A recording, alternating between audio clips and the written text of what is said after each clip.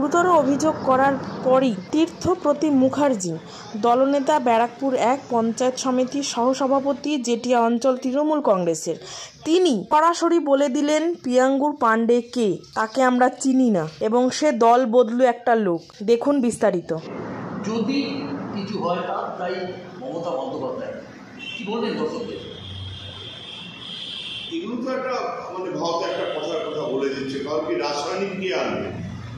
অর্জুন সিং তো তৃণমূলের সম্পদ ছিল। অর্জুন সিং, শুভেন্দু অধিকারী এরা তো মমতা ব্যানার্জির আশীর্বাদেই আজকে অর্জুন সিং হয়েছেন, শুভেন্দু অধিকারী হয়েছেন। তো মমতা বন্দ্যোপাধ্যায় নিশ্চয়ই এরকম কোনো চিন্তাভাবনা করবেন না, তৃণমূল কংগ্রেস দলও নিশ্চয়ই এরকম কোনো চিন্তাভাবনা। আর এটা তো অবাস্তব চিন্তাধারা। রাশিয়া থেকে রাসায়নিক আনছে অর্জুন সিংকে বা শুভেন্দু অধিকারী করার জন্য। কে এরা? কে?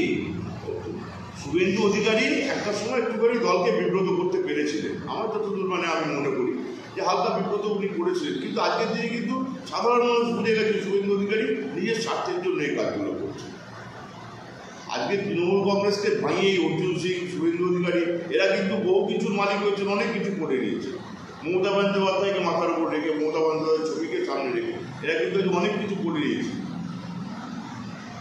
যা কিছু এরা করেছেন সব কিছু মমতা বন্দ্যোপাধ্যায়ের ছবিটাকেই কিন্তু সামনে রেখে করেছে।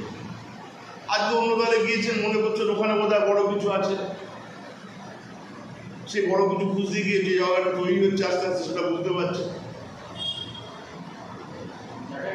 নির্বাচন কাউন্সিলরদেরকে একটা মারার চক্রান্ত করেছে, তবে সাধারণ মানুষ পরে কোথায় যাবে?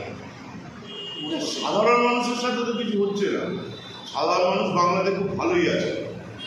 এরা যে বিভেদের রাজনীতি করছে, বিজেপির যে রাজনীতির যে স্থান যেটা আর কি আজকের দিনে, সেটা যেখানেই বিরোধী রাজ্য বিরোধীরা আছে সেখানেই বিরোধীদেরকে কী করে খতম করে দেওয়া হয়।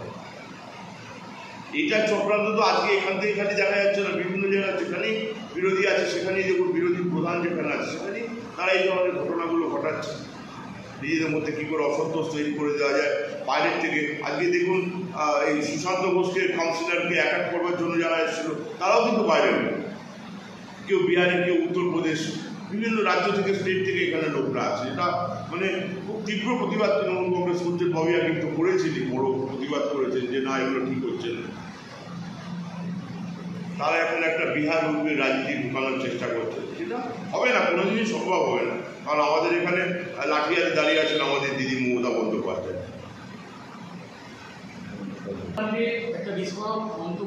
প্রিয়াঙ্কু পাণ্ডের নাম আমাকে বলবেন না। প্রিয়াঙ্কু পাণ্ডে কিছুদিন আগে আমাদের এই 19 সালে এসে তৃণমূলে জয়েন করল।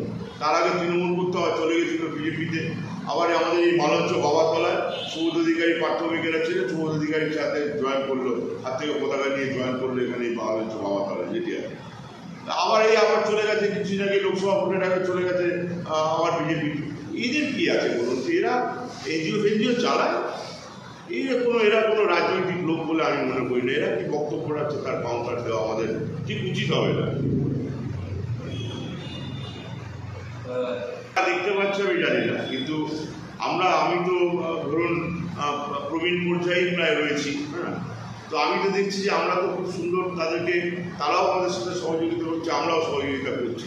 আর 26 যদি বলেন, দলটার নাম তৃণমূল কংগ্রেস।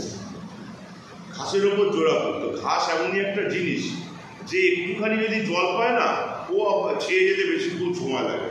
তো শিকড় আজকে গ্রাম বাংলার বুকে, বিশেষ করে পশ্চিমবঙ্গে, বাংলাতে আজকে তৃণমূল কংগ্রেসের শিকড় এমন একটা জায়গা পৌঁছে গেছে। 26 সালকে নিয়ে আমরা কোনো ভাবনা চিন্তাই করছি না, সত্যি বলছি।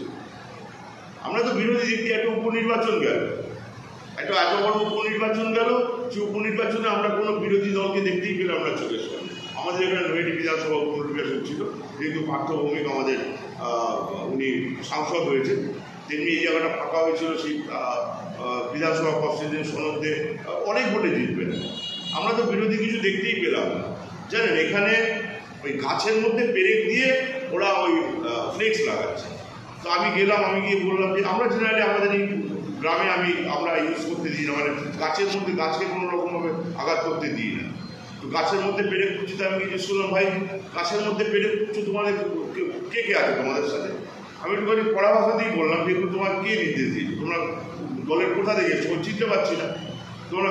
তখন আমাকে বলছে তারা যে দাদা আমরা কোনো দল ফল করি না, আমাদেরকে আমরা চুক্তি আমরা একটা কোম্পানির থেকে এসেছি।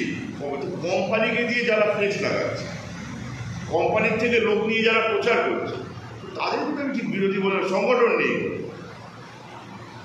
বিরোধিতা কোথায় গেল? আমরা তো চাই বিরোধিতা হোক, বা বিরোধিতা হলে পরে স্বচ্ছ রাজনীতিটা হয়। হুমায়ুন কবির বলেছে যে অভিষেক বন্দ্যোপাধ্যায়কে উপমুখ্যমন্ত্রী দেখতে। হুমায়ুন কবির অনেকবার অনেক কিছু বলেছেন। হুমায়ুন কবির বলার জন্য উনি শাস্তিও পেয়েছেন অনেকবার। হ্যাঁ, তো অধীরের সাথে রাজনীতিটা করতেন হুমায়ুন কবির। তো ঘটনা যেটা হচ্ছে যে হ্যাঁ, একটা তো নেতৃত্বের প্রয়োজন আছে। তা অভিষেক বন্দ্যোপাধ্যায় সত্যিই খুব সুযোগ্য নেতৃত্ব দিচ্ছেন উনি, আমরা যেটা দেখতে পাচ্ছি। ধরুন আমরা পার্টির অভ্যন্তরের লেভেলে যেটা আমরা সবাইকে বলতে পারবো না, কিছু কিছু জায়গা আমাদের মতো সাংগঠনিক জায়গা যেটা অভিষেক বন্দ্যোপাধ্যায় যে নীতিগুলো প্রণয়ন করছেন বা যেগুলো করছেন, এতে কিন্তু দল আরও সমৃদ্ধশালী হচ্ছে। তো অভিষেক বন্দ্যোপাধ্যায় তো মমতা বন্দ্যোপাধ্যায়কে বাদ দিয়ে নয়, আর অভিষেক বন্দ্যোপাধ্যায় আমাদের এই গোটা তৃণমূল কংগ্রেসকে বাদ দিয়ে উনি কেউ নয়। আজকে দিদির আশীর্বাদ আছে, দিদি যার মাথায় হাত রাখবেন তিনি কিন্তু অনেক বড় জায়গায় থাকবেন।